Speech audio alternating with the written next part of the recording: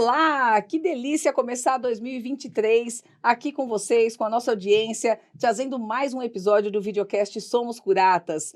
A gente está abrindo hoje, muito felizes estamos, porque estamos abrindo uma nova temporada, começamos um novo momento, trazendo, né, com a nossa curadoria de conteúdo para trazer novos convidados, novos assuntos, novas soluções de comunicação, novos produtos que o mercado tem colocado aí à disposição de empresas, de negócios, para que a comunicação seja cada dia mais eficiente e trabalhe mais em favor das pessoas. Não é mesmo, Alice? É isso aí, Cássia. Um prazer estar aqui de novo, nesse novo ano com você, nova temporada, tudo novo. Novo cenário, novas cores, isso aí, muito legal. E para começar, a gente já vai começar, assim, muito bem, lá com a régua lá em cima. Lá no alto, é? Fomos lá em Paraty buscar um convidado super, super especial, o Miguel Genovese. Miguel, você tá por aí? O Miguel vai entrar pra gente. Oi, Alice, Miguel. oi, Cássia, Prazer te receber aqui online, fazendo jus ao trabalho híbrido, cada um trabalha de onde estiver. E o Miguel tá lá em Paraty, depois ele vai contar mais um pouquinho pra gente, mas ele é publicitário, diretor de criação, de inovação, passou por várias agências aí, tem grandes trabalhos com marcas, é um cara que vale a pena acompanhar e conhecer o trabalho dele, é mestre em empreendedorismo e inovação, né?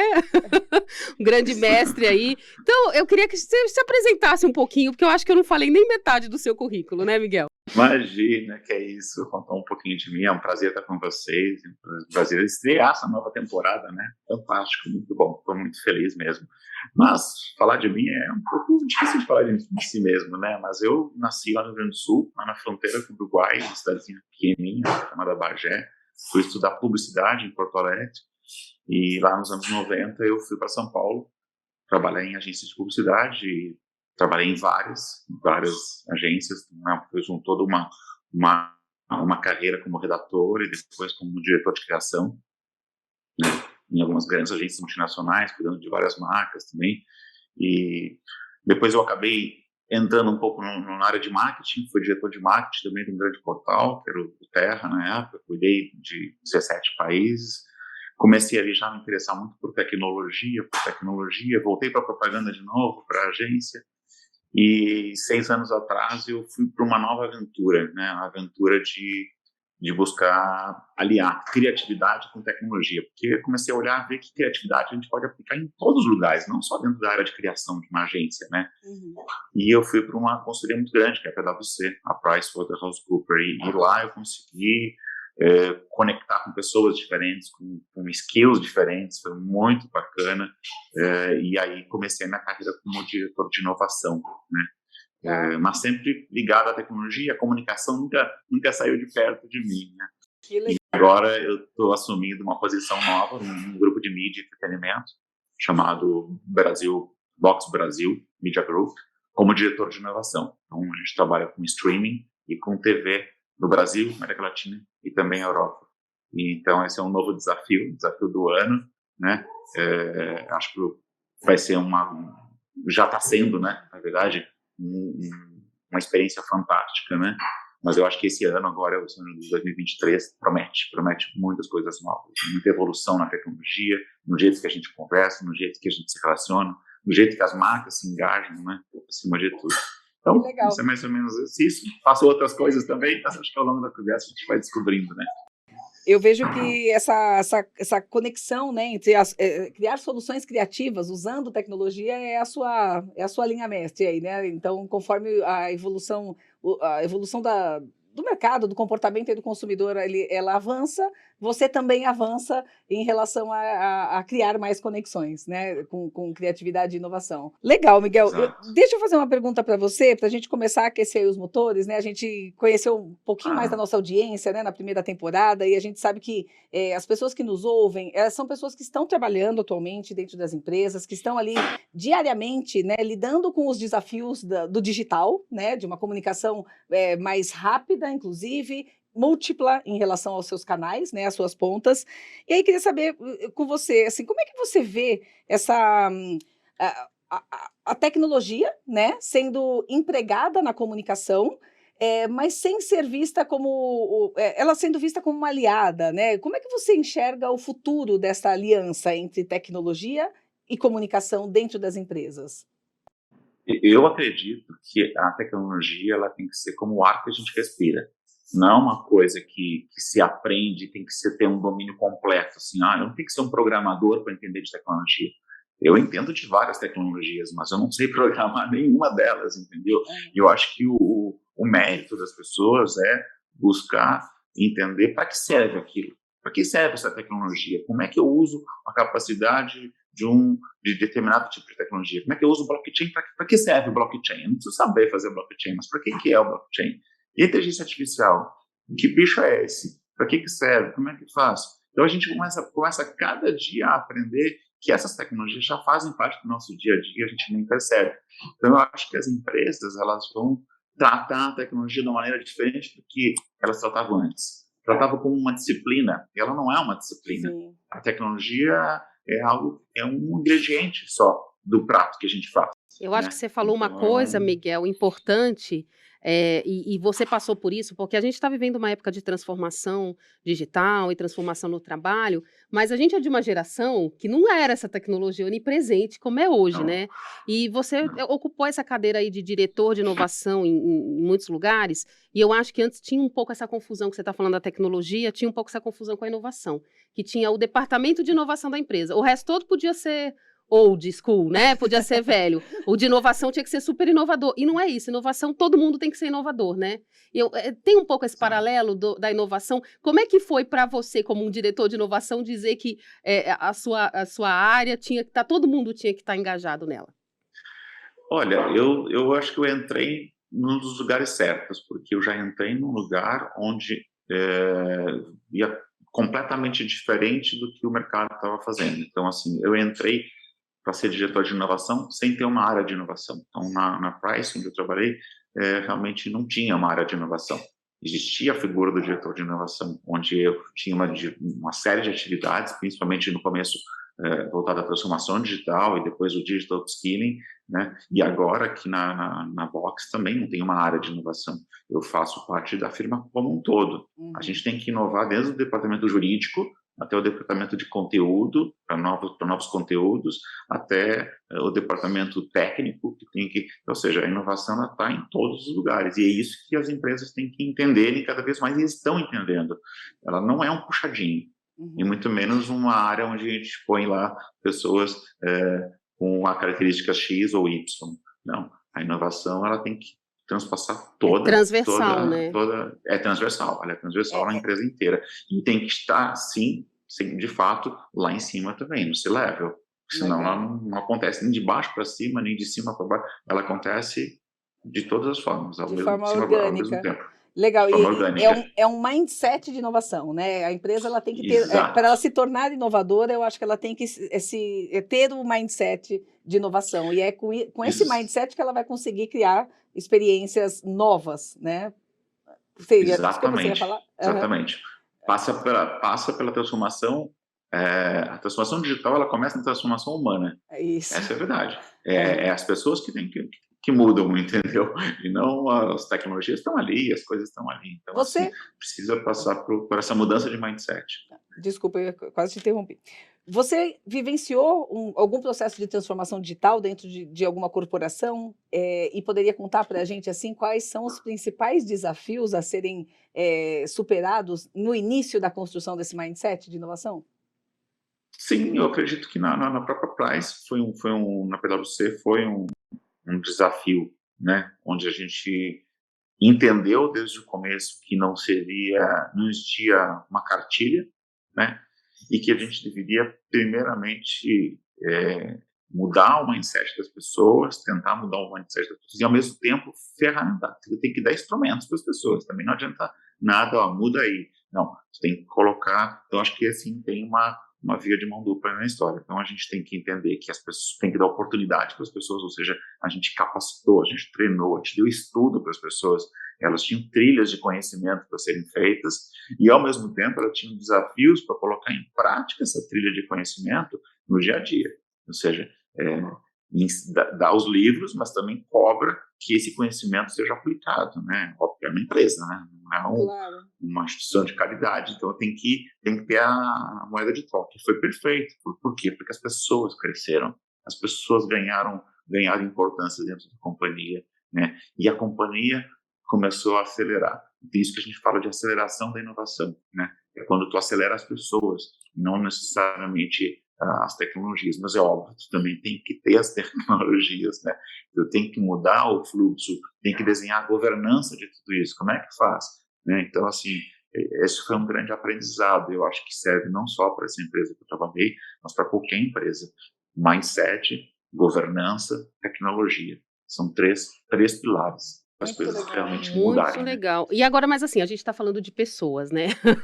Agora, mesmo usando tecnologia e tudo, a Cássia falou dos desafios, e eu queria que você contasse um pouquinho aí os perrengues, porque quando a gente está falando de inovação, mesmo o que a gente sofreu na pandemia, né? Assim, essa mudança que tem que ser muito ágil, e a pessoa já tem que estar preparada. Então, me conta aí as dificuldades, mais do que os desafios, as dificuldades e os perrengues que você passou para inserir isso na cultura, no dia a Sim. dia da pessoa. Do profissional lá, É, do funcionário. eu acho que os desafios têm um pouco a ver com o histórico da pessoa, né? Não só nessa empresa, mas também em várias empresas que eu trabalhei. Foram 22 empresas que eu trabalhei já. Eu acho que é fazer com que a pessoa saia da zona de conforto, né? Então, desde usar a metodologia ágil, por exemplo, onde as pessoas têm que fazer sprints semanais ou fazer reuniões de 15 minutos, o cara não se aguenta, tem que falar 10 assuntos, não consegue falar um assunto só e terminar a reunião em 15 minutos, né? Esse tipo de coisa. Então, assim, eu acho que há resistência, principalmente de setores intermediários para cima, de gerentes, diretores, sócios, né? Um nível, aí a gente sente uma resistência, mas na parte de baixo existe uma resistência por falta de conhecimento, mas a partir que as pessoas conhecem, elas já não querem mais fazer da forma antiga, né? Então, eu acho que é uma questão de transição mesmo, né? Então, eu acho que as barreiras estão aí. Mas eu sempre fiz assim. Abrir a mente das pessoas para elas experimentarem o novo. Vamos experimentar fazer uma reunião que vai bater o relógio e vai terminar em 15 minutos. As pessoas vão ter que experimentar falar mais rápido, ser mais objetivas, né? Usar alguns processos, mudar os processos, vamos fazer diferente, sabe? O fazer diferente, o think different aí, realmente é uma coisa que a gente sempre aprendeu na propaganda. É legal poder aproveitar e aplicar isso dentro de uma corporação que tem estrutura completamente diferente, né? E você trouxe uma coisa que, assim, né? Você falou, os níveis hierárquicos maiores, eles têm mais resistência, e os menores, assim, né, os analistas, as pessoas que estão entrando nessas novas gerações, às vezes não tem tanta essa resistência por falta de conhecimento. E aí tem várias ferramentas. O que a gente está fazendo aqui é uma ferramenta de Produção de conhecimento, conteúdo, de né? você distribuir conhecimento e trazer conhecimento para as pessoas. Então, assim, essa coisa de você estar sempre investindo, aí, de novo, com essas palavrinhas bonitas, mas que nada mais é, né? Mas investindo no lifelong learning, né? Você investir em conhecimento. Um aprendizado constante. E Isso. o que a gente tá querendo trazer aqui para nossa pauta é como é que a gente vive agora essa era do streaming, a era da propagação de um conhecimento, né? Hoje, de uma forma muito mais ampliada, de uma forma que alcança muito mais as pessoas. Como é que é hoje para você liderar, né? Acho que agora você já está numa empresa que tem um mindset mais ampliado, né? Já está com uma cabeça mais de plataformas, nuvem, enfim, o uso de tecnologias de ponta. Como é que é produzir conteúdo nessa era agora digital, né? Como é que você enreda essa trilha aí, essa produção? É simplesmente fantástico. É simplesmente fantástico, porque assim, a gente sempre fica imaginando, não, mas como é que eu vou me adaptar? Eu, como um profissional de comunicação, que sou lá do tempo que nem computador existia, que a gente fazia clichê para fazer anúncio, como é que a gente consegue se adaptar e entrar numa empresa, por exemplo, que já é nativa digital, né? É fantástico a oportunidade de a gente poder pensar na criatividade, né? Pensar o jeito que as pessoas consomem as coisas. A gente não ia imaginar que essa pandemia ia acelerar tanto a forma como as pessoas consomem o streaming, né? O que a gente está fazendo agora é streaming. Tem gente que não sabe que isso aqui é streaming, né? A gente que as pessoas assistem televisão hoje não é mais, é por streaming, né? Tu vai num hotel em um lugar, põe a tua senha e assiste o teu conteúdo que tu tem, que tu já assina, que tu é assinante, tu na tua casa, é tudo uma senha, aí tu tem os teus APs, que tu pode, teus apps que tu tem no celular, que tu tem na tua Smart TV, e assim que a gente consome televisão no Brasil, e na Europa, e nos Estados Unidos, e na Ásia, acima de tudo, né, a gente já usa o celular para assistir uma série, para maratonar, a gente não tem mais preconceito, mas a telinha é pequena, ou coisa desse tipo, nada, eu estou envolvido com conteúdo que faz com que eu me envolva com aquilo, e aquilo realmente é interessante, né. Então, eu acho que a gente está aqui num novo momento, onde as pessoas estão consumindo o streaming, estão consumindo conteúdo como nunca e de uma maneira completamente diferente, né? E as marcas têm que se atentarem para isso. As empresas, os profissionais, tem um monte de oportunidade bacana surgindo, um monte de negócios, novas profissões. Nossa, está um mundo fantástico. A gente olha para trás e vê assim, não quero mais aquilo. O que tem agora é muito mais legal. E eu me sinto, parece que eu estou começando a carreira agora. De Você já verdade. tem E quantos muito, anos de muito feliz. carreira? Aí, mais de 20 anos, com certeza, né? Ai, mais de 30, Mais de 30? Aí. 32 e meio. E aí eu Então, queria que você. assim, Desculpa, pode falar. não, é isso mesmo. A gente vai fazer um intervalinho, mas você falou uma coisa que é muito legal, assim, eu senti que está começando de novo, mas a gente leu uma entrevista, né, quando te convidamos, lemos uma entrevista sua, que você falava muito, assim, dessa dificuldade das empresas, lembrando que a gente está falando aí com o mundo corporativo, das empresas aceitarem essa transformação e fazer esse shift, essa mudança de mindset. Então, eu queria deixar esse assunto pipocando aí, nós vamos para o intervalinho rapidinho e já voltamos, tá bom?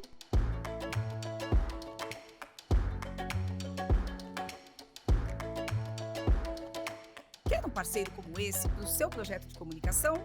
Acesse curatas.com.br E encontre fornecedores selecionados e avaliados pelo nosso time de curadores.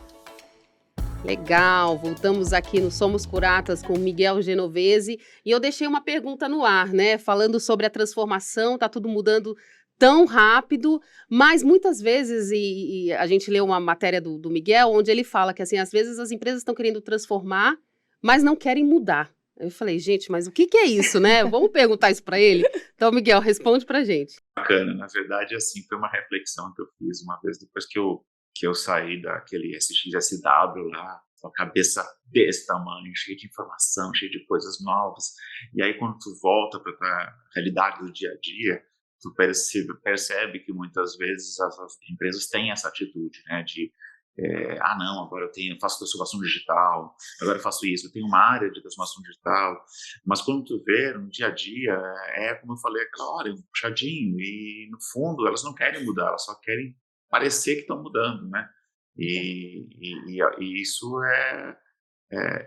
não é legal, porque no fundo está contando uma história, está se enganando, né? Então, assim, você gasta os esforços que está fazendo para isso, para realmente mudar de verdade, para trazer gente, para poder envolver as pessoas que estão lá também, né? Nesse símbolo de mudança. Então, eu acho que as pessoas, existe sim gente que não quer mudar, e empresas que não querem mudar. Então, elas vão ficar assistindo o mundo passar e assistindo outras empresas do mesmo ramo. Mudarem, né? Porque quem não muda não vai acontecer. Você falou uma coisa interessante, a trazer gente, né? Eu acho que hoje mudar virou uma questão de sobrevivência para as empresas, né? A gente tem visto aí a disputa das empresas por profissionais qualificados, por pessoas que realmente fazem a diferença, que têm um comportamento intraempreendedor, que já têm o mindset da inovação, né? Já estão mais ávidos a experimentar coisas novas, e a empresa que não se adapta, ela acaba perdendo nessa corrida aí na busca por talentos, né? Então, acho que o atrair as pessoas, eu acho que é um dos grandes ganhos das empresas que de fato se entregam para a mudança, né? E não ficam só eu tenho um departamento de inovação aqui dentro, né? Exatamente. E eu acho assim, as empresas que de fato estão mudando, elas são sedutoras para trazer talentos. Os talentos querem trabalhar em empresas que mudam. Então, tu vê, essa nova geração, ela não quer ficar fazendo carreira, ela quer estar feliz no lugar onde está trabalhando. Então, assim, ter esse pensamento e a prática, de fato, de mudança, atrai talentos. Então, eu acho que esse é um grande ativo que elas têm. mas elas têm que mudar de verdade. E Muito você é um bom. talento da criatividade que já passou por vários lugares, você falou, né? Mais de 20 empresas aí. E agora está em uma que é muito transformadora, assim. Não sei se aquele negócio, eu não consigo nem explicar para minha mãe o que que eu faço, né? Eu acho que você está passando esse desafio, eu não consigo nem explicar para os outros o que que eu faço e tal. Conta para a gente mais um pouquinho sobre essas modificações que vocês estão fazendo, sobre como é que você está vendo essa coisa do streaming indo para vários lugares e mostrando para várias pessoas assim o que que pode fazer, de onde pode fazer. Você está falando, falei que você estava em Paraty, né? O que que você está fazendo em Paraty? Como é que essa transformação toda está acontecendo na sua vida e como é que você está externando isso? Legal, bacana. Sim, estou em Paraty, no momento já desde o começo da pandemia, trabalhando aqui e, na verdade, assim, é uma vantagem que eu posso trabalhar em qualquer lugar do mundo, essa é a grande verdade, né? Agora, com essa questão de a gente ter a possibilidade de usar a internet, de trabalhar remotamente, e não quer dizer que a gente trabalhe menos, pelo contrário, a gente acaba trabalhando mais, né? Mas tu pode trabalhar do lugar que tu quiser. Então, eu hoje trabalho em São Paulo, trabalho no Rio, trabalho em Paraty, trabalho em Porto Alegre, que é um dos principais sedes da empresa, trabalho na minha cidade, lá na fronteira com o Uruguai. Então, assim, eu posso estar em Nova York, posso estar em Paris, posso estar em qualquer lugar e trabalhando normal, as pessoas nem vão perceber onde que eu estou trabalhando. Por quê? Porque a gente usa exatamente as ferramentas de streaming, usa a tecnologia para poder estar em todos os lugares ao mesmo tempo, né? E sim, estou em Paraty, no meio da floresta, num projeto, tem um projeto também que eu toco de empreendedorismo também, mas mais ligado ao ambiente, ao meio ambiente, à Mata Atlântica, e aí eu consigo conciliar isso com o meu trabalho, que agora, sim, é muito bacana, que é na Box Brasil Media Group, que é uma empresa de Pay TV e streaming muito moderna, tem 10 anos, faz 10 anos agora, no aniversário, e que já nasceu de uma maneira completamente diferente, já pensando nesse comportamento do consumidor. E aí o que acontece? As empresas também estão mudando o jeito de fazer mídia, o jeito de fazer comunicação. Então, a TV já não é mais a TV como era antigamente, a internet já mudou também daquela internet que era toda baseada em portais. Hoje as pessoas consomem o conteúdo de uma maneira diferente. Então, o streaming combinado com a TV traz uma experiência completamente diferente, uma experiência de marca completamente diferente. E a gente vê várias empresas cada vez mais experimentando coisas novas, experimentando conversar e engajar o seu consumidor usando as plataformas de streaming. Então, acho que isso é uma grande oportunidade. Eu acho que a Box Brasil hoje ela é uma das pioneiras no mercado, né? E está fazendo um trabalho muito bacana. Como é que você enxerga hoje o mercado de comunicação, o quão preparado, pronto, atrasado ou não? Como é que você enxerga o mercado de fornecedores que ajudam nas tecnologias e para transmissão e streaming? Eu acho que nós temos excelentes profissionais, mas eu acho que o mercado ainda está incipiente. A gente precisa muito de fornecedores, gente de produtoras, precisa gente de encoding, né, que mexa que conheça um pouco mais de streaming. A gente tem em outros países isso muito, muito mais avançado, mas eu acho que o Brasil vai acelerar. 2023 é o ano do streaming. Então, para todo mundo, para novas empresas surgirem, para novas tecnologias serem exploradas, que foram pouco exploradas no Brasil, eu acho que, com certeza, é o ano do streaming para todo mundo, para negócios, para startups, né? E eu acho que para as grandes corporações também incorporar isso no seu dia a dia. E Miguel, qual que é a sua aposta para 2023, assim, além do streaming, em relação a essas tecnologias metaverso, o blockchain que você já falou e tal, quais são suas apostas aí de guru, que já Mercadológico, guru que já mercadológico. tem uma experiência de mercado, então, assim, com a sua experiência, o que que você acha? Para onde que a gente tem que olhar? Olha, sinceramente, eu acho que todas essas tecnologias, quando eu trabalhava na Price, a gente fazia um estudo das 365, exatamente uma por ano, né? Uma por dia do ano, maiores tecnologias do mundo. E a gente identificou quais que estavam prontas para negócio, prontas para serem usadas no dia a dia. Então tem isso, tem muita tecnologia que já existe, mas ela é pronta, ela não está pronta. Vamos olhar para a inteligência artificial, ela existe desde os anos 50. mas só agora que ela começou a ter aplicabilidade. Eu continuo apostando na inteligência artificial para 2023. Por quê? Porque ela está começando a ser aplicada em ramos que a gente nem imaginava. Então, está sendo utilizada no agronegócio, que é o maior PIB brasileiro, está focado tá no agronegócio, ou seja, vai expandir muito quando tu coloca dentro de um negócio que cresce como o agronegócio. A inteligência artificial está sendo muito utilizada no banking, né, nos bancos, então também está crescendo muito. Eu acho que ela está entrando desde um contador, desde um advogado. Os escritórios de advocacia hoje estão usando inteligência artificial para poder trabalhar com projetos. As obras hoje, não tem uma obra que não use inteligência artificial para isso.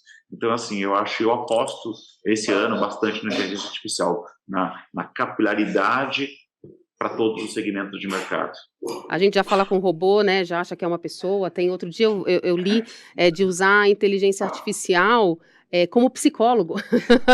Os astronautas da NASA estavam testando inteligência artificial, conversando como se fosse uma consulta terapêutica. Ou seja, tem muita coisa ainda para ser usada, né? Muito, muito, muito mesmo. Então, eu acho que, assim, dessas que estão todas maduras, e as outras vão continuar sendo utilizadas, mas eu acho que a indústria 4.0, por exemplo, que está crescendo muito no Brasil, cada vez mais, ela vai usar a inteligência artificial desde o chão de fábrica até a inspeção de qualidade, até o P&D. Então, assim, eu acho que a gente tem muito, muito, muito a explorar. O Brasil, especificamente, né? Estou falando de Brasil, com a inteligência artificial. Eu acho também o comércio, o varejo, né? O comércio digital também tem se apropriado bastante da inteligência artificial para poder conhecer e personalizar cada vez mais a experiência do usuário, né? Nas suas plataformas. Então, eu acho que a gente tem aí uma oportunidade também no segmento de compras e varejo, né? Para esse trabalho. Para tudo isso, a gente vai precisar de gente, né? Para tudo isso, a gente precisa de gente qualificada. De pessoas que conheçam dessa nova tecnologia. E eu acho que desmistificar que inteligência artificial não é algo né, futurista, que a gente só via em filme, como há 20 anos atrás, é algo já tangível, algo que está... acho que quando ele trouxe, né, a PwC mapeia... Achei interessante esse estudo. Acho que ele é disponível na internet para as pessoas baixarem, ou ele é um estudo... Eu acho a gente bacana. Vai colocar no episódio, a gente tem um episódio, e fica aí para o Miguel e para quem está escutando a gente e assistindo, é um episódio que a Cássia, antes da pandemia, ela foi para o Vale do Silício para pegar, em 2019, né, Cássia? Exato. Uma viagem de imersão lá para pegar as novas tecnologias que iam bombar, sem saber que ia ter uma pandemia para bombar antes, né? E eu acho que muita coisa está acontecendo e a gente fez um episódio só disso, você falar das coisas que iam acontecer e que está acontecendo agora de fato, né? Com certeza, aproximou muito, trouxe para muito mais rápido, né? Aquilo que parecia algo de muitos anos, às vezes a gente falava, isso aqui vai acontecer, daqui 10 anos talvez isso esteja disponível. Não, a gente viu que já está disponível, já estamos usando. E eu acho que desmistificar, né, traduzir da forma como o nosso videocast ele se propõe, a falar de uma forma simples, né, dessas tecnologias disponíveis hoje, eu acho que ajuda muito as pessoas a perderem o medo, perderem o receio. E é como o Miguel falou no começo, né, eu não preciso ser um programador, eu não preciso saber codificar blockchain, eu não preciso ter uma qualificação técnica para eu ser uma pessoa que uso das tecnologias, que defendo tecnologia, que implemento tecnologia nos meus projetos. Então, eu acho que se a gente puder, no mínimo, encorajar mais pessoas e tornar mais acessível essas conversas, eu acho que isso pode engrandecer bastante aí o nosso mercado, né? Porque as empresas vão precisar das pessoas. Eu acho que, de novo, a gente volta sempre aí no capital humano, né? Que é quem a gente tem que focar para esse desenvolvimento. O Miguel, e a Cássia falou do capital humano, e você é um cara formado em publicidade, né? Eu acho que no fim do dia aí é a criatividade que conta para esse capital humano, né? O que para você é criatividade? Sei que você faz parte aí de coletivos de criatividade, com profissionais de diferentes repertórios. Conta mais desse coletivo da Asas. Daquele começo da publicidade, onde a gente trabalhava em dupla de criação, né? Então, assim, o ambiente criativo era a área de criação e o meu dupla, né? E com o tempo, isso foi mudando, e acabaram-se as duplas, e a gente foi trabalhar de uma maneira mais colaborativa, mais em grupo, mais em time, mais em equipe. E isso foi abrindo meus olhos ao longo dos tempos, pensando assim, poxa, mas a criatividade ela pode ser aplicada fora das 4 linhas do jogo, né? E aí eu comecei a me envolver com outras pessoas que eram cineastas, que eram músicos, que eram gente de outras áreas até, tinha advogado, piloto de avião, chefe de cozinha, eu falei. E a gente começou a montar um time que era um coletivo, e um coletivo internacional, tem pessoas também de outros países, né? Que é o coletivo Asas, asas.br.com, que é um coletivo capitaneado pela Paula Trabuzzi, cineasta, super premiada, minha amiga, e eu fui, e a Patrícia Vaz também trabalhou comigo em propaganda, e hoje trabalha com brand content. Aí a gente acabou, foram vindo outros, tem a Suzana Perbaum, que agora está lá no YouTube, e aí tem a Mônica Voltfogel, que é jornalista. Então a gente foi juntando esse coletivo, e hoje tem mais de 30 pessoas envolvidas nisso, e muito legal, porque a gente desenvolve documentários, a gente desenvolve filmes, a gente desenvolve curta-metragem, projetos que vão além da tela, né? Que ganham também as ruas, com exposições, livros, né? Então, assim, experiências imersivas, sempre com uma causa humanista, né? Esse é o nosso propósito dentro da Asas, é desenvolver produtos de entretenimento com o propósito humanista, né? Que as pessoas possam assistir um conteúdo e refletir sobre aquilo, né? Então a gente respeita muito a inteligência das pessoas. Então é um projeto muito bacana, já tem mais de 9 anos. Cada ano a gente faz poucos projetos por ano, mas são fantásticos, sempre com uma visão diferente. E algumas marcas se aproximam da gente exatamente porque querem também ter essa visão, e elas acabam, de certa forma, nos apoiando no desenvolvimento e na produção desses conteúdos humanistas, assim, é muito bacana. E é um time que adora se ver, adora criar junto, então a gente cria cada um de um lugar, porque tem gente no Peru, na Alemanha, nos Estados Unidos, no Brasil, cada um monta, conversa, cria junto, e aquilo sai de uma maneira fantástica. Em plena pandemia, a gente produziu três filmes, tudo remotamente, né? Então, assim, com muita criatividade, Criatividade também é colaboração. Exato. E muda o ano, muda o assunto, né? Com criatividade, mas o nosso quadro, o nosso grifo continua o mesmo. Aqui, Miguel, a gente tem um quadro onde a gente faz um grifo do que a gente achou importante nessa conversa que a gente teve. Então, já vou desafiar a Cássia, primeiro da segunda temporada. Qual que é o seu grifo de toda essa conversa do Miguel?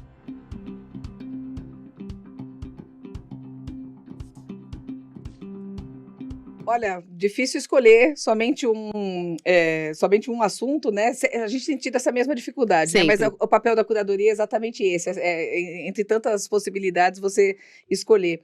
Eu acho que a aposta do Miguel em inteligência artificial, né? E não só essa aposta, mas a forma como ele respondeu com tanta veemência e sabendo por onde ele circula, as pessoas com quem ele convive, eu acho que nos dá até pelo menos para mim, a gente aposta, né, na plataforma da Curatas, utiliza a inteligência artificial ali para o seu mecanismo funcionar. Eu acho que é um excelente grifo, né, um assunto importante e está sendo colocado aqui na mesa, numa discussão com essa tranquilidade. Então, gosto bastante da aposta que ele fez. Adorei essa questão do termos mais trabalhos dentro da área da indústria da comunicação que permitam as pessoas serem anywhere, né, trabalhar de onde estiverem, um trabalho totalmente remoto, muito apoiado nas ferramentas de colaboração que a gente tem hoje, né, que permite esse trabalho, como que fizeram 3 filmes, quer dizer, durante a pandemia, com pessoas em todo o mundo. E também, eu tenho 3 grifos, olha só.